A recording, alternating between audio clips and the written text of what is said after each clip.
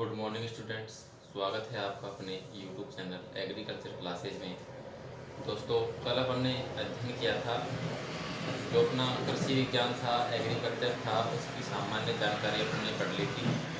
आज अपना जो टॉपिक है दोस्तों वो एग्रीकल्चर सब्जेक्ट का लेसन नंबर 14 है और लेसन का नाम है दोस्तों पशु रोग यानी एनिमल डिजीज।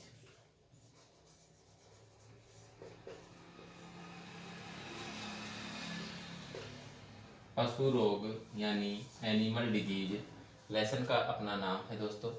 देखिए दोस्तों, जो पशु रोग अपना जो लेसन है, ये लेसन अगर बोर्ड के पैटर्न के आधार पर अपन देखें तो कुल 4 नंबर का आता है। जो अपना मेन एग्ज़ाम होता है, वार्षिक जो परीक्षा होती है 12th क्लास की, उसमें जो पेपर आता है 56 नंबर का, उस 56 नंबर के एग्ज़ाम के अंदर 4 नंबर का जो लेसन है पशु रोग आता है।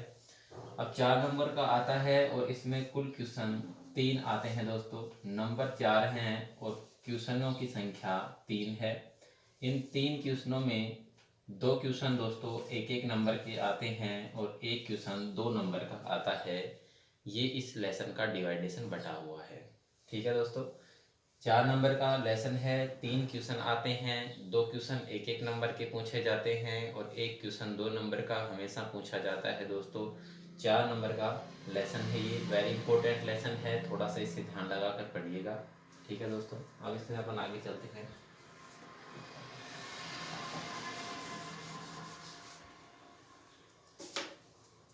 अब देखते हैं दोस्तों, जो अपना पशु रोग है ये होता क्या है। देखिए, पशु रोग है पशु के अंदर, शरीर के अंदर उसकी तापमान, उसकी श्वसन दर, उसकी नाड़ी दर का असामान्य होना पशु रोग कहलाता है।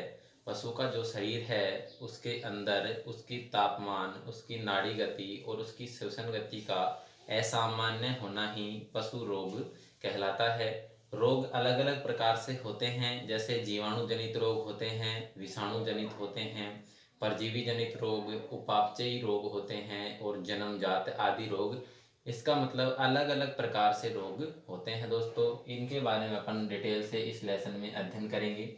उससे पहले मैं आपको बता दूं कि जो अपना पशु रोग लेसन है इसमें 6 बिंदुओं को हमें बारीकी से अध्ययन करना है और वो 6 बिंदु कौन कौन से हैं। पहला जो आता है पशुओं की औषधियां या पशु चिकित्सा की औषधियां।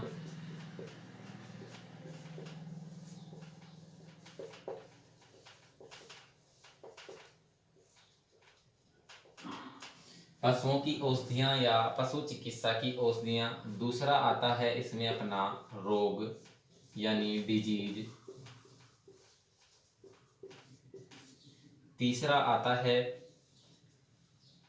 कारण या कारक और इसे अपन इंग्लिश में कहते हैं इटियोलॉजी। चौथा जो अपना आता है लक्षण यानी सिम्टम्स। 5 नंबर पे अपन पढ़ते हैं इसमें उपचार यानी ट्रीटमेंट।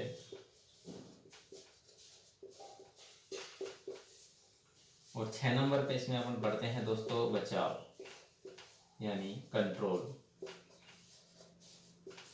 ये इसके 6 हैं जो कॉमन भाग हैं जिसका हमें बारीकी से अध्ययन करना होता है। और इन 6 भागों के अलावा जो एक भाग अलग से होता है वो होता है इसका टीकाकरण यानी वैक्सीन। टीकाकरण यानी वैक्सीन। देखिए दोस्तों, मुख्य अपने 6 भाग हैं और जो टीकाकरण जो अपना भाग आता है, टीकाकरण में अपन जिस बीमारी का टीका लगाया जाता है उस बीमारी के टीकों के बारे में अपन अध्ययन करते हैं और सभी बीमारियों में ये 6 बिंदुओं के आधार पर अपन को अध्ययन करना होता है। देखिए पहला है पशुओं की औषधियाँ या पशु चिकित्सा की औषधियाँ। इसमें अपन पढ़ते हैं कि पशु चिकित्सा में अपने जो 12th क्लास का सिलेबस है, इसमें कौन कौन सी मुख्य औषधियाँ हैं उसके बारे में अपन इसमें अध्ययन करते हैं। दूसरा आता है अपना रोग यानी डिजीज, रोग क्या होता है इसके बारे में इसमें अध्ययन करते हैं। इसके बाद में तीसरे नंबर पे आता है कारण या कारक कह दो, या फिर इटियोलॉजी इसे अपन इंग्लिश में कहते हैं। इसके अंतर्गत अपन पढ़ते हैं कि जो पशु में रोग हुआ है वो किस कारण से हुआ है या उसका रोग कारक क्या होता है, इसका अध्ययन इसमें करते हैं। इसके अलावा जो चौथा टॉपिक अपना आता है लक्षण यानी सिम्टम्स। सिम्टम्स यानी लक्षण के अंतर्गत हम अध्ययन करते हैं दोस्तों कि जो पशु में रोग हुआ है उस रोग के प्रति उस पशु के अंदर कौन से लक्षण प्रकट हो रहे हैं जिससे अपन को रोग की पहचान हो सके। ठीक है, इसका अध्ययन करते हैं। इसके अलावा जो चौथा टॉपिक आता है उपचार। उपचार का मतलब होता है इलाज करना यानी ट्रीटमेंट। पशु का जो भी रोग है उस रोग का कौन सा उपचार होगा, कौन सी दवा हम उसमें देंगे, इसके बारे में इसमें अध्ययन करते हैं। और लास्ट अपना जो छठे नंबर पे टॉपिक आता है बचाव यानी कंट्रोल। जो बीमार होने से पहले क्या बचाव किए जाएं और बीमार होने के बाद पशु के क्या क्या बचाव किए जाएंगे, इसके बारे में अपन इसमें अध्ययन करते हैं दोस्तों। ठीक है दोस्तों, ये अपने जो 6 बिंदु हैं इनके आधार पर अपन को इसमें आगे चलना है। और टीकाकरण इसका एक मेन अलग बिंदु है। टीकाकरण जिस बीमारी में टीका लगता है, जैसे एफएमडी में टीका लगता है, ठीक है, और कुछ ऐसी बीमारियां हैं जिसमें टीका लगता नहीं है, जैसे टिक फीवर हो गया, ठीक है। तो अलग अलग जो बीमारियां हैं जिसमें टीकाकरण होता है उसमें अपन टीका लगाते हैं, जिसमें टीका नहीं लगता है उसमें अपन टीका नहीं लगाते हैं। ठीक है दोस्तों, तो इसका आप स्क्रीनशॉट ले सकते हो, ये जर्नल सी इसकी सामान्य सी बातें हैं। ठीक है दोस्तों, ये आपको समझ में आ गया होगा यहाँ तक। अब अपन चलते हैं अपने मेन लेसन के ऊपर।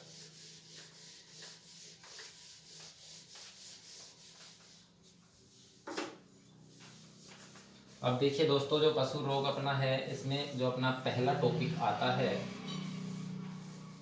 पहले टॉपिक की अपन बात करें तो पशु चिकित्सा में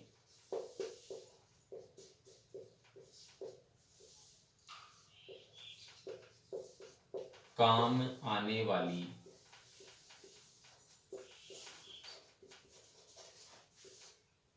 औषधियां।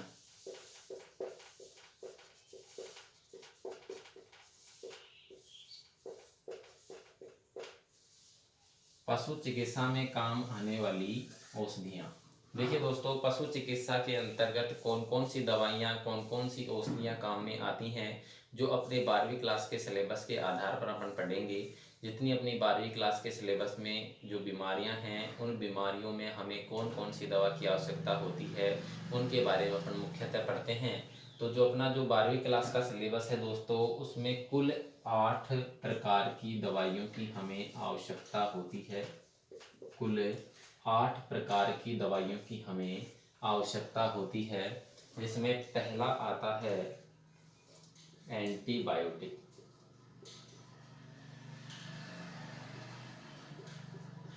एंटीबायोटिक और इसे अपन हिंदी में कहते हैं प्रतिजैविक।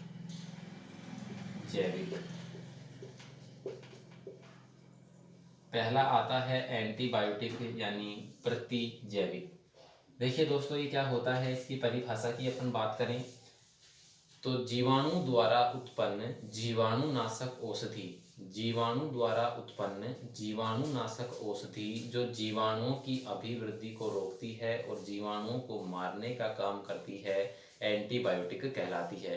या यूं कह दें कि ऐसी दवा जो जीवाणुओं द्वारा उत्पन्न होती है और जीवाणुओं को मारने का काम करती है, एंटीबायोटिक दवा कहलाती है। ठीक है, मतलब जीवाणु से उत्पन्न हो रही है और जीवाणुओं को मार रही है, वो दवा एंटीबायोटिक या प्रतिजैविक कहलाती है। अब इसका अगर उदाहरण देखें अपन तो पेनिसिलिन, एम्पिसिलिन,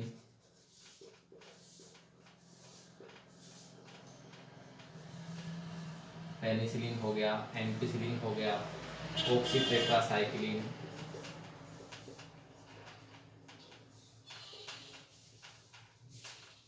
आदि दवाएं अपन इसमें काम में लेते हैं। जैसे पेनिसिलिन हो गया दोस्तों, एम्पिसिलिन हो गया, ऑक्सीटेट्रासाइक्लिन हो गया, स्ट्रेप्टोमाइसिन हो गया।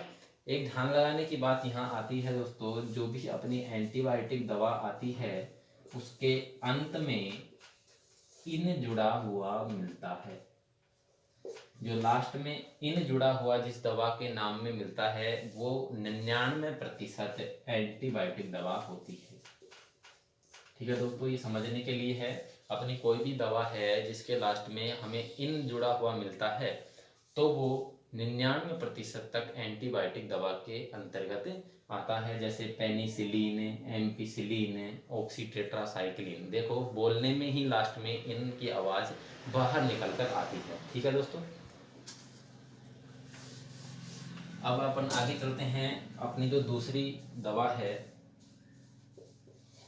वो है एनाल्जेसिक। एनाल्जेसिक यानी पीड़ाहारी या दर्द निवारक।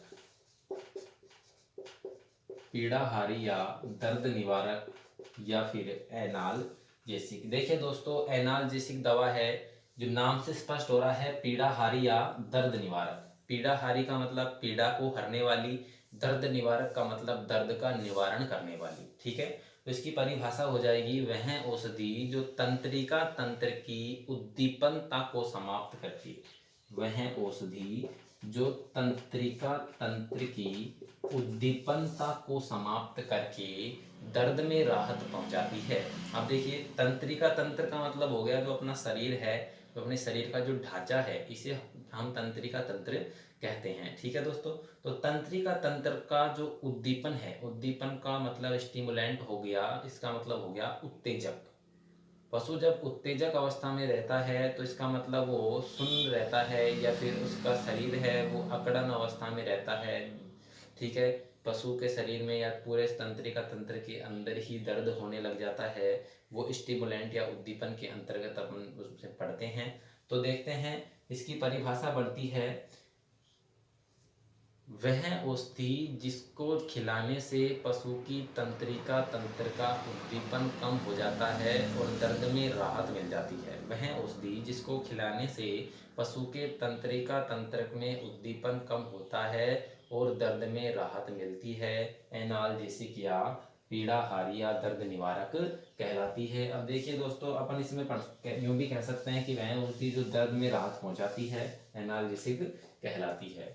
अब इसमें दवा की बात करें, इसका उदाहरण देखें तो एनाल्जिन से हो जाता है एनाल्जेसिक से हो जाता है एनाल्जिन।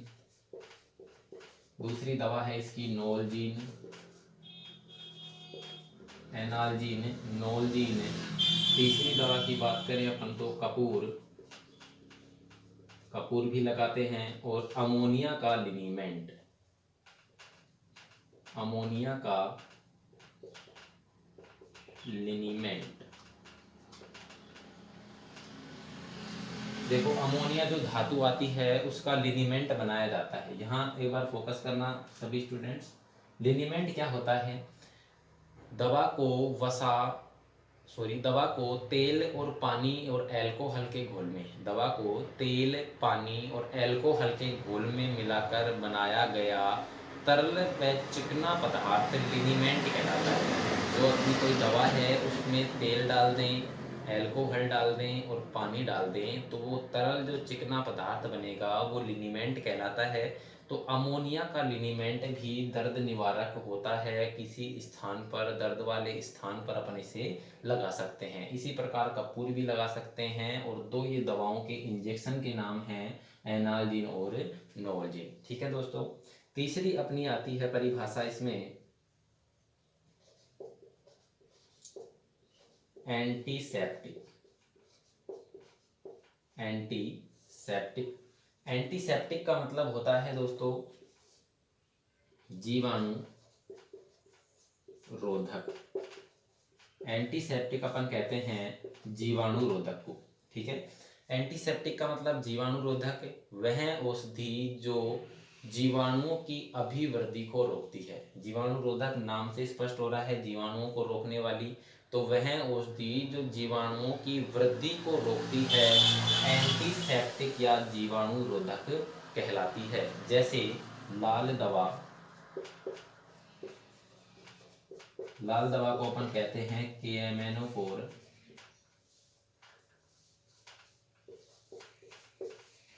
ठीक है दोस्तों। इसी का दूसरा नाम पोटेशियम परमैंगनेट भी है, इसे PP के नाम से भी जाना जाता है। बैंगनी कलर की दानेदार आती है, इसका 0.1% जो सॉल्यूशन या घोल है वो एंटीसेप्टिक के रूप में काम में लेते हैं। तो लाल दवा हो गया, और दूसरा आ जाता है अपना फिनाइल, ठीक है दोस्तों। जीवाणुरोधक है, उदाहरण है इसका लाल दवा या फिर फिनाइल। चौथी अपन परिभाषा की बात करते हैं तो अपने आता है एंटीपायरेटिक।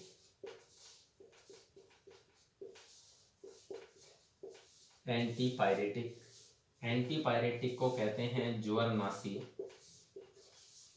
या तापरोधी, ज्वरनाशी या तापरोधी। देखिए दोस्तों, नाम से स्पष्ट हो रहा है, ज्वर का मतलब बुखार होता है और नासी का मतलब उसका नाश करने वाला, और तापरोधी, ताप का मतलब अपने शरीर का जो हीट है, जो अपने शरीर का तापमान है वो बढ़ना, उसको कम करने वाला, रोधी यानी रोकने वाला। तो वह औषधि जिसको खिलाने से पशु के शरीर का तापमान घटकर बुखार में कमी हो जाती है, या यूँ कह दें कि वह औषधि जिसको खिलाने से पशु के बुखार कम हो जाता है, उसे अपन एंटीपायरेटिक या ज्वरनाशी कहते हैं। वह औषधि जिसको खिलाने से पशु का बुखार कम हो जाता है एंटीपायरेटिक या ज्वरनाशी कहलाती है। जैसे पैरासीटामोल, जैसे पैरासीटामोल और कोकीन। पैरासीटामोल का नाम सबने सुन रखा होगा दोस्तों, और दूसरा आता है अपना कोकीन। इसके बाद में अगली परिभाषा की अपन बात करें तो 5वें नंबर पे अपन परिभाषा पढ़ते हैं एंटीहिस्टामिन।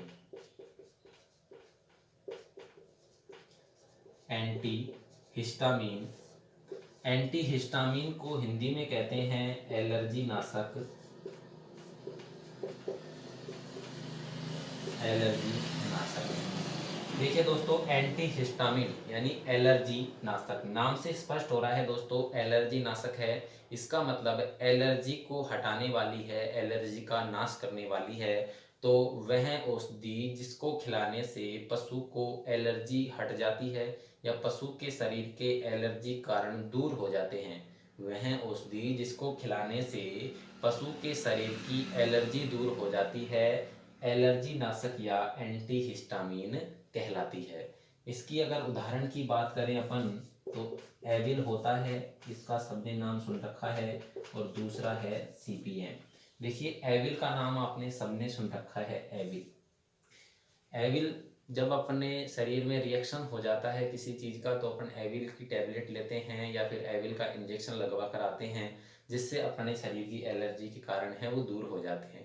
तो एविल से आपको पता लग रहा होगा कि एलर्जी नाशक दवा है एविल, और नाम से स्पष्ट हो रहा है कि एलर्जी कारणों को हटाने वाली दवा एलर्जी नाशक या एंटीहिस्टामिन कहलाती है, जैसे एविल और CPM। अब देखिए जो CPM है, इसका पूरा नाम होता है क्लोरमफेनिरामाइन मैलेट। CPM का जो पूरा नाम है वो होता है क्लोरमफेनिरामाइन मैलेट दोस्तों। तो ये भी एक प्रकार की एंटीहिस्टामिन दवा है। अब छठे नंबर पे नेक्स्ट अपन पढ़ते हैं तो अपने आता है परगेटिव। परगेटिव, परगेटिव को हिंदी में दोस्तों कहते हैं दस्तावर।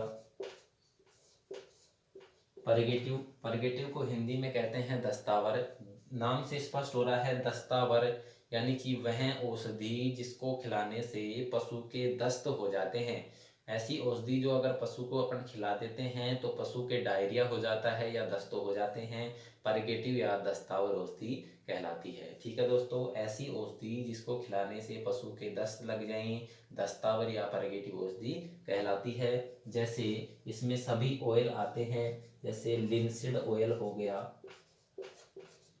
लिंसीड ऑयल का मतलब हो गया अलसी का तेल। दूसरा आता है कैस्ट्रोल ऑयल, कैस्ट्रोल ऑयल हो गया यानी अरंडी का तेल। जितने भी तेल हैं जैसे लिंसीड ऑयल, अलसी का तेल, कैस्ट्रोल ऑयल, अरंडी का तेल, इसके अलावा तारपीन का तेल आता है जिसे अपन टर्पेंटाइन ऑयल कहते हैं, लिक्विड पैराफिन आता है। ठीक है दोस्तों, जो भी तेलीय जो पदार्थ है, चिकने पदार्थ हैं, वो सभी दस्त लगाने का काम करते हैं दोस्तों। अगला देखें, 7वें नंबर पे अपना आता है एस्ट्रीजेंट। एस्ट्रीजेंट और इसे कहते हैं स्तंभक। एस्ट्रीजेंट को कहते हैं दोस्तों स्तंभक। एस्ट्रीजेंट यानी स्तंभक वह औषधि जो पशु की आंतों में शिथिलता पैदा करके दस्त को रोकती है। वह औषधि जो पशु की आंतों में शिथिलता पैदा करके दस्त को रोकती है, एस्ट्रीजेंट या स्तंभक औषधि कहलाती है। अब देखिए, आंतों में शिथिलता, आंतों में शिथिलता का मतलब हो गया शिथिल होंगी, उनका जो कॉन्ट्रैक्शन है, मूवमेंट है, वो कम हो जाएगा, यानी संकुचन उनका कम होता है। अब देखिए, दो शब्द हैं, परगेटिव यानी दस्तावर। जब पशु को दस्तावर औषधि अपन देते हैं, परगेटिव ड्रग जो देते हैं, उसके पश्चात पशु की जो आंतें होती हैं उनमें संकुचन या कॉन्ट्रैक्शन बढ़ जाता है, जिसके कारण पशु को पतला गोबर आने लगता है। इसी प्रकार उसके विपरीत अगर एस्ट्रीजेंट या स्तंभक दवा का प्रयोग करते हैं तो पशु की जो आंतें हैं उनमें शिथिलता या मूवमेंट या उनका जो कॉन्ट्रैक्शन है वो धीमा पड़ जाता है, जिसके कारण पशु का गोबर कठोर होकर बाहर आने लग जाता है। तो एस्ट्रीजेंट का मतलब होगा कि ऐसी औषधि जो पशु के दस्तों को रोकती है, ऐसी औषधि जो आंतों में शिथिलता पैदा करके पशु के दस्तों को रोकती है, एस्ट्रीजेंट या स्तंभक कहलाती है। जैसे सल्फा ड्रग की औषधियां, सल्फा जो ड्रग है इसकी जो जितनी भी औषधियां आती हैं, जैसे है सल्फाडिमिडीन,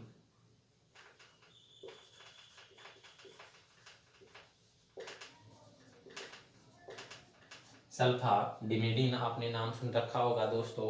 सल्फा ग्रुप की जितनी भी औषधियां हैं वो सभी एस्ट्रीजेंट या स्तंभक का कार्य यानी दस्त को रोकने का कार्य करती हैं दोस्तों। अब इसमें लास्ट आता है अपना 8वें नंबर पे आता है दोस्तों। तो 8वें नंबर पे जो लास्ट बचा है वो आता है कोर्टिको स्टेरॉइड। कोर्टिको स्टेरॉइड और इसे हिंदी में कहते हैं दोस्तों रामबाण। कोर्टिको स्टेरॉइड और इसे हिंदी में अपन कहते हैं दोस्तों रामबाण। कोर्टिको स्टेरॉइड यानी रामबाण। राम का जो बाण होता है जब वो चल जाता है दोस्तों, तो एक बार तो यदि वो अपना काम करके आएगा या फिर वो उसकी मृत्यु निश्चित करके आता है। ठीक है, इसी प्रकार से ये एक ऐसी औषधि है जिसको लगाने के बाद ये अपना काम करती है या फिर पशु की संभवतः मृत्यु पर आधारित निश्चित उसका कर देती है कि अब ये नहीं बचेगा, ऐसी दवा है दोस्तों। तो इसकी जो परिभाषा होगी, वह औषधि जो पशु को देने से तुरंत दर्द से राहत पहुंचाती है। अब देखिए, दो आ रहे हैं अपने पास शब्द, एक अपन ने पढ़ा था एनाल्जेसिक और दूसरा है कोर्टिकोस्टेरॉइड। एनाल्जेसिक में पढ़ा था दर्द से राहत दिलाने वाली एनाल्जेसिक यानी पीड़ाहारी है, दर्द से राहत दिलाने वाली एनाल्जेसिक यानी पीड़ाहारी है, लेकिन तुरंत दर्द से राहत दिलाने वाली, तुरंत दर्द से राहत दिलाने वाली कोर्टिकोस्टेरॉइड या रामबाण है। तुरंत का मतलब है फटाफट, तो इसमें जो तुरंत जो अपना ये आ रहा है ये इम्पोर्टेंट इसका महत्व रखता है। तुरंत का मतलब जो तत्काल, मतलब कि तुरंत ही अपना रिजल्ट दिखा रहा है, तुरंत अपना परिणाम प्रकट कर रहा है, वो कोर्टिकोस्टेरॉइड दवा है। ठीक है दोस्तों, तो इसके अगर उदाहरण की अपन बात करें तो आता है डेक्सोना, जिस सबने नाम सुन रखा है आपने डेक्सोना। दूसरा अगर देखें तो आइसोफ्लूड। ठीक है दोस्तों, तीसरा अगर देखें तो प्रेडनिसोलोन। ठीक है दोस्तों, इसका डेक्सोना का सबने नाम सुनी रखा है। डेक्सोना दवा है जो स्टेरॉइड दवा के अंतर्गत आती है, अर्थात रामबाण दवा है। इसके अलावा आइसोफ्लूड आता है, इसके अलावा प्रेडनिसोलोन आता है। ये अपनी जो पशु चिकित्सा में काम आने वाली औषधियाँ 8 प्रकार की होती हैं, इन्हीं में से अपन को इलाज करना होता है दोस्तों, और इनके बारे में अपन ने आज अध्ययन कर लिया है। जहाँ तक मेरी जानकारी है आपको वो समझ में आया होगा, और फिर भी अगर आपको समझ में नहीं आया है तो अपना जो नोट्स हैं उनकी PDF फाइल अपन ने ग्रुप में डाल दी है। और पीडीएफ फाइल अगर उसमें भी अगर आपको कुछ समझ में नहीं आता है तो आप कमेंट भी कर सकते हो और कॉल भी कर सकते हो दोस्तों। कोई भी टॉपिक अगर आपको कम समझ में आता है तो दोबारा से उसको दोहरा दिया जाएगा दोस्तों। ठीक है दोस्तों, कल मिलते हैं।